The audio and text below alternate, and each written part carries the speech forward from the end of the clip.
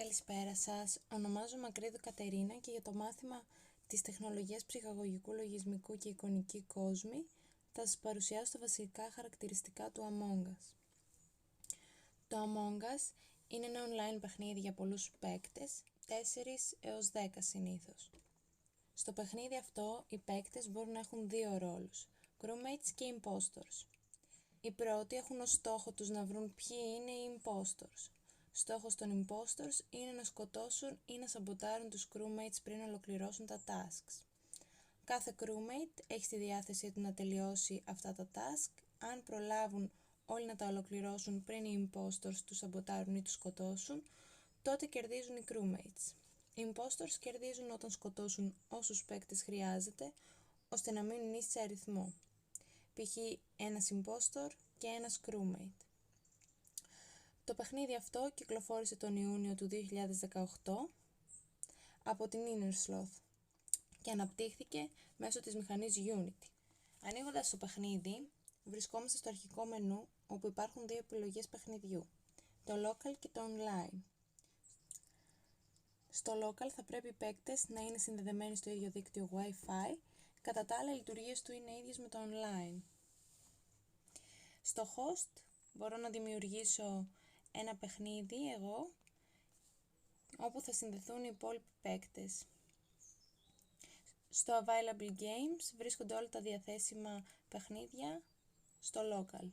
Κατά τα άλλα οι λειτουργίες του είναι ίδιες με το online.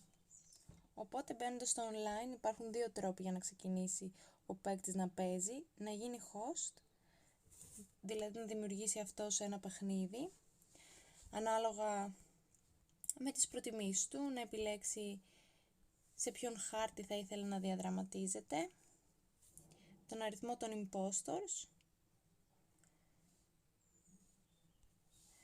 τη γλώσσα του chat και τον αριθμό των παικτών.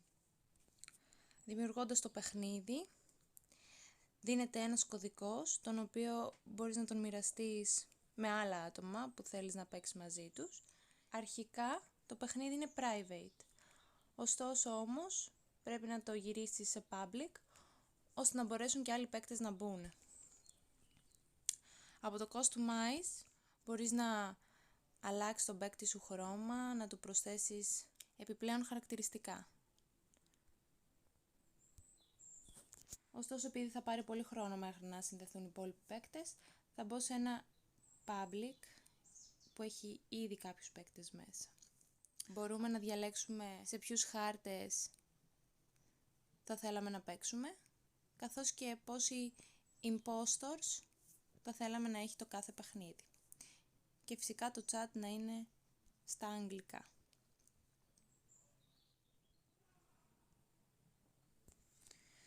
Περιμένουμε μέχρι να συνδεθούν και οι υπόλοιποι παίκτες στο waiting room. Εδώ πέρα είναι η περιοχή του chat όπου συνομιλούν οι παίκτες μεταξύ τους.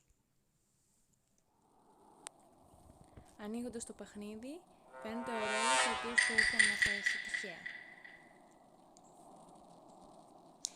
Πάνω δεξιά στο χάρτη βρίσκονται τα tasks που πρέπει να εκπληρώσεις με κίτρινο θαυμαστικό.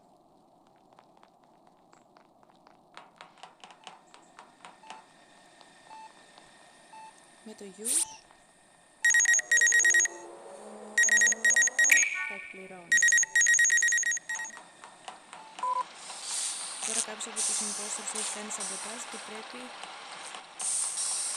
να πάνε οι crewmates ώστε να το φτιάξουν.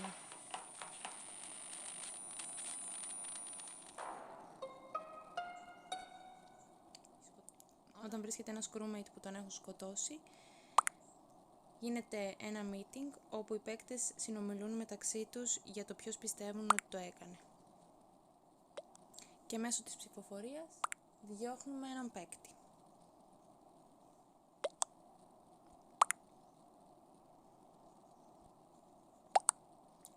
Πατώντας επάνω στον παίκτη μπορούμε να τον ψηφίσουμε με το πράσινο.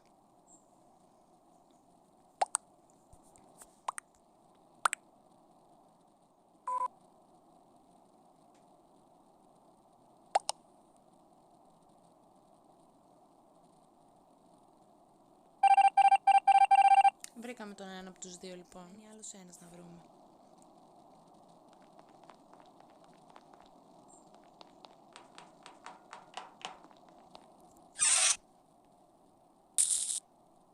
Τα path δεν είναι κάθε φορά ίδια, είναι διαφορετικά.